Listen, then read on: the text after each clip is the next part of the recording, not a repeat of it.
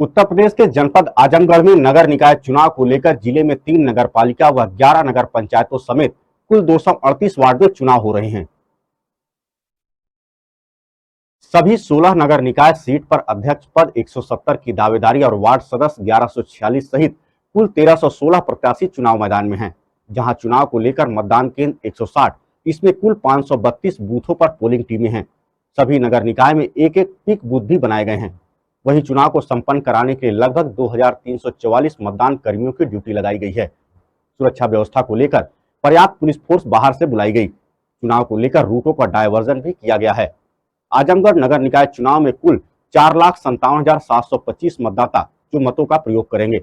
बात करें नगर पालिका परिषद आजमगढ़ की, तो अध्यक्ष समेत यहाँ कुल 25 वार्ड हैं, जहाँ मतदाता में पुरुष 54,181, महिला 46,325 की संख्या यानी 1,05,106 मतदाता है, जहां मतदान केंद्र 26 व मतदान स्थलों की संख्या 133 बताई गई।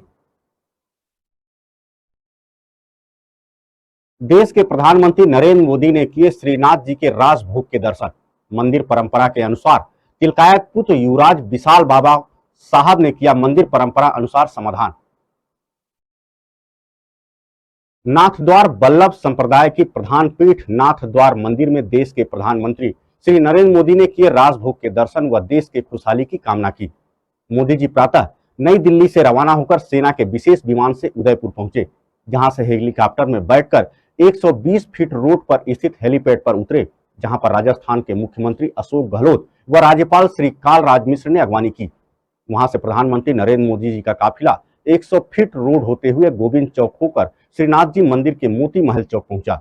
इससे पूर्व गोविंद चौक में जगह जगह नगरवासियों द्वारा मोदी जी की गाड़ी पर पुष्प वर्षा कर स्वागत किया गया। मोती महल चौक पर श्री कृष्ण भंडार के अधिकारी सुधाकर शास्त्री, तिलकायत महाराज श्री के निज सचिव लीलाधर पुरोहित, मंदिर मंडल के मुख्य निष्पादन अधिकारी जितेंद्र ओझा ने अगवानी की और प्रधानमंत्री नरेंद्र मोदी जी को ठाकुर जी के दर्शन कराए। ये पूरी हो रही है।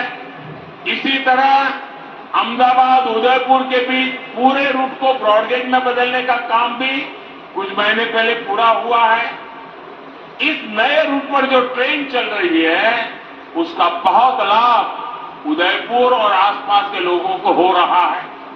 साथियों, पूरे रेल नेटवर्क को मानव रहित फाटकों से मुक्त करने के बाद हम अब तेजी से पूरे नेटवर्क का बिजलीकरण कर रहे हैं।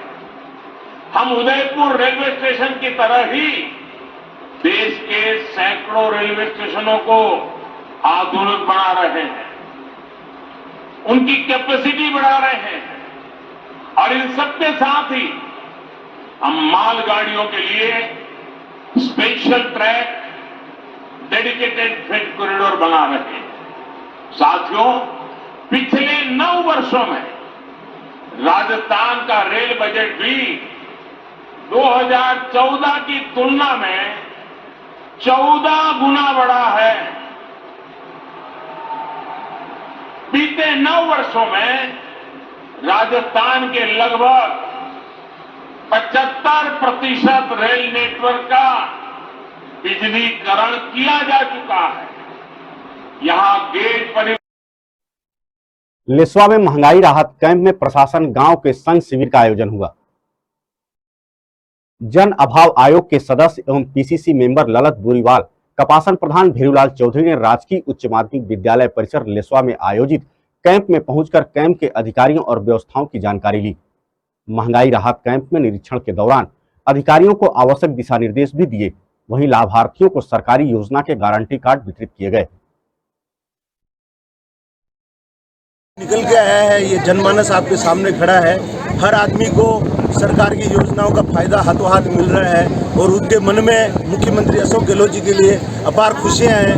उनको ये लग रहा है कि राजस्थान में एक ऐसा मुख्यमंत्री है जो जन जन की बात को सुनने वाला है। देश में मोदी सरकार ने तो महंगाई बढ़ा रखी है, कमर तोड़ रखी है महंगाई से, चाहे वो 500 रुपये में सिलेंडर प्रदान करने का काम हो, चाहे वो 200 रुपये में 200 रुपये बिजली का बिल 200 यूनिट फ्री करने का काम हो, चाहे महिलाओं को और पुरुषों को 1000 रुपये पेंशन करने का काम हो। इस प्रकार की योजनाओं का फायदा आम जन को हाथों हाथ इस शिविर के माध्यम से दिया जा रहा है। लोगों के मन में बहुत बड़ी खुशी है राजस्थान के यशस्वी मुख्यमंत्री के प्रति और सरकार की इन योजनाओं के लिए भी।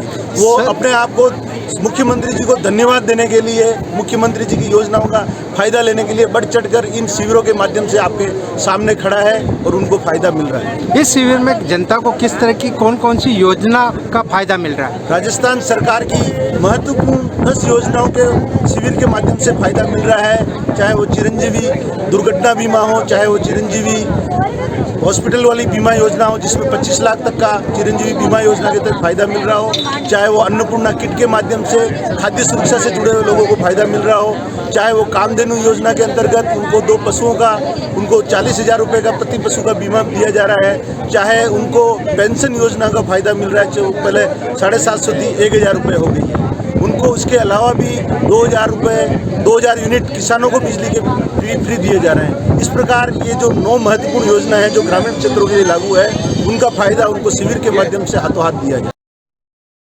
राजस्थान के चित्तौड़गढ़ में फंदे पर झूलकर वृद्ध ने दे दी जान। परिजनों ने करंट से मौत होना बताया तो पुलिस बोली जांच में सामने आएगा मौत का असल कारण। शंभुपुरा थाना अंतर्गत जालमपुरा गांव निवासी 53 वर्षीय यूसुफ खान को परिवार के लोग रात करीब 9 बजे जिला चिकित्सालय लेकर पहुंचे, जहां चिकित्सकों ने हैगिंग केस बताते हुए उसे गहन चिकित्सा इकाई में शिफ्ट कर दिया। वृद्ध उपचार के दौरान दम तोड़ दिया। मृतक के पुत्र सागर खान द्वारा रिपोर्ट दी गई कि उसके पिता रात को हीटर पर चाय बना रहे थे। इस दौरान करंट की चपेट में आ गए और उन्हें तत्काल चिकित्सालय लाया गया, जहां चिकित्सकों ने जांच के बाद मृत घोषित कर दिया। पुलिस ने रिपोर्ट के आधार पर आज सुबह पोस्टमार्टम करवाकर 100 परिजनों को सौंप दिया। वहीं चिकित्सकों ने इसे हैगिंग केस बताया। पोस्टमार्टम करने वाले डॉक्टर सुभाष कुमावत ने बताया कि हैगिंग केस होने से उसे रात को पोस्टर में भर्ती कर दिया गया था और वहीं पर उसकी मौत हो गई। उसके गले में फंदे पर लटकने के निशान पाए गए हैं। करंट की चपेट में आने की कोई भी तथ्य नहीं पाए गए। शासन प्रशासन के मंशा अनुरूप नवीन जिला शक्ति के जयजयपुर ब्लॉक में सामाजिक आर्थिक सर्वेक्षण का काम पूरा हुआ।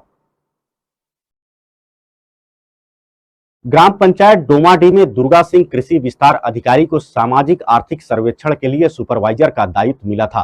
दुर्गा सिंह के बताए अनुसार 7 लोगों का पंजीयन नहीं हो सका, जिसमें 3 लोगों की मृत्यु, 3 लोगों की राज्य से बाहर पलायन और 1 कार्डधारी सरिता कश्यप के नाम दर्ज हैं, जो इस गांव का ही नहीं है। इस तरह से सामाजिक आर्थिक सर्वेक्षण बिना आपत्ति के पूरा हो गया। मेरा ड्यूटी सामाजिक आर्थिक सर्वेक्षण 2023 में सुपरवाइजर के लिए लगाया गया था। उसी के संबंध में आज ग्राम पंचायत डोमाडीह में दावा आपत्ति हेतु विशेष ग्राम सभा रखा गया है। सर्वेक्षण के द्वारा यहाँ टोटल 7 लोग ऐसे हैं जिनका राशन कार्ड से होते हुए भी उनका पंजीयन नहीं हो पाया, क्योंकि इसमें से 7 में से 3 लोग पलायन हैं, 3 मृत्यु है और 1 गांव में उपस्थित नहीं है। उनका मुनादी कराया गया था। मुनादी कराने के बाद भी वो गांव में उपस्थित नहीं पाए गए, तो उनका पंजीयन नहीं हो पाया और उनका पंचनामा भी बना दिया गया है।